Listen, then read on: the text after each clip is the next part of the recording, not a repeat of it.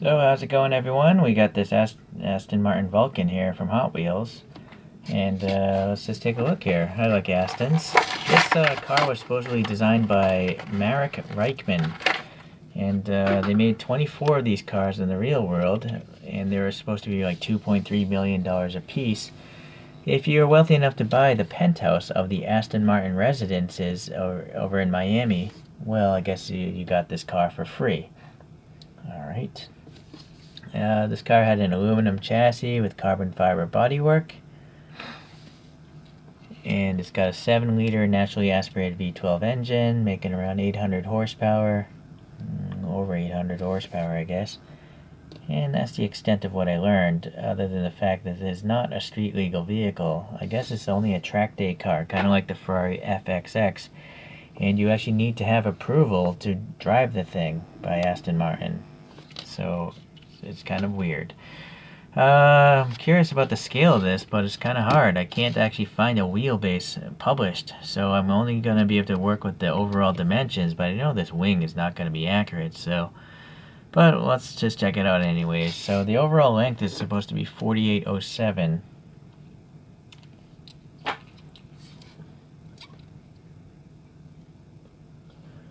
See, even that flexing. Let's see if I'm actually hitting the front of this thing. Alright. It's hard to look past my camera. The thing's just in the way. Alright, 7404. Yeah, well, I'm getting 165 scale. Yeah, but who really knows? I mean, without published wheelbase dimensions, I wouldn't really know for sure, but I guess it's not going to look too out of place. Alright, so let's see what Hot Wheels was able to do for this main line. The wheels they're actually quite similar to the real car. The real car just has simple wheels like this. And it's nice to see that they molded in a brake rotor. It's just that these, a little black Sharpie would easily make this look nice. Okay, some vents here. A little black paint in there might be nice to have. I do like the fact that there's little headlights here printed on. They got little dots and stuff. It looks like LEDs, and then the Aston badge. What the? Wait, maybe that's not an Aston badge. What the heck went on here? It's half of an Aston badge. So that's really weird. I mean, the overall length of this looks correct, but if this actually had the other half of the wing, it would look huge. So it's totally off, the location, and anyways. Black paint in there would be nice. This green is a pretty nice green. It's metallic. Although the casting, I don't look at this. These undulations here in the casting. It's not very good. Blacked out interior, and then well, not interior. The whole canopy is blacked out, so there is no interior. Maybe when they made this model, they didn't have access to photographs of the interior. Okay, well, little door handle recess here, and then get into this back, this craziness here. The real one has all these crazy, like, plastic rods that the LEDs are shining through.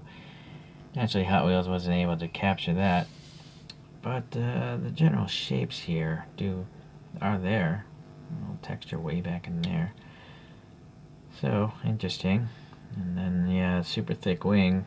Hot Wheels has to do that for child safety.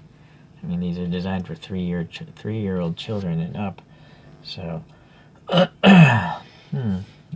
well, I don't know what that's supposed to be, but, well, anyways, I guess for the cost of a main line, it's actually pretty good. Except for that stuff. Alright. Well, I'm not sure what I'm going to do with the 3D wheels. It would be simply too simple to make the real wheels I see in those photographs.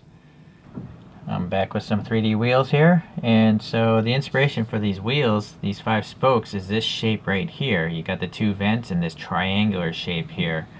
So it's actually, this shape would actually exist on the other side of the car, but I put them on this direction so when they spin, the intent is maybe to have these little vents, suck some air out of the car or something like that. And there's a rotor back in here, but it's part of the wheel, so there's no caliper or anything like that. Other than that, I just added obviously the paint there, and actually it's not even paint. This is black Sharpie marker, and I took some excess off with a Q-tip and alcohol. This is black Sharpie marker in here as well. I added some in here, although, yeah, I guess you can see it's a little bit different from this black on the outside, so that's why I added some Sharpie in there. There's really nothing I could do in the back. It's just too thin. I don't think I can get some red paint in this tiny groove, so I didn't even bother. And then that's about it. So this one, I did manage to keep it as a roller. Not that I really care. Well, it's an interesting model. I guess we should maybe just take a look at, well, some other Aston Martins. Let's pull up these photos here. I went and double stacked this solar display thinking it might have a more power, but honestly I don't know if it made a difference, to be honest with you. Okay, well, I got this yellow one here. This is a 2018 DBS Superleggera, and it's made by Tarmac Works Global. I have a video on this one in my recent history. Definitely see a resemblance, you know, a family resemblance. That's what I'm trying to say. Okay. Okay, so this next one and the last one today will be an Aston Martin DBR9, which is by Kyosho. This 009 car. Unfortunately, the mirror is totally jacked up on that Kyosho. I'm afraid to try to twist it. It'll probably just snap off. So I think that's definitely more of a family resemblance, you know, with the giant wing and all that. Okay. Alright, well, another Hot Wheels is done. As long as I can get these main lines for cheap, and if they have preferably painted on headlights and taillights, then I'll probably continue doing these little projects, you know. Alright guys, I appreciate you tuning in. We'll see you around.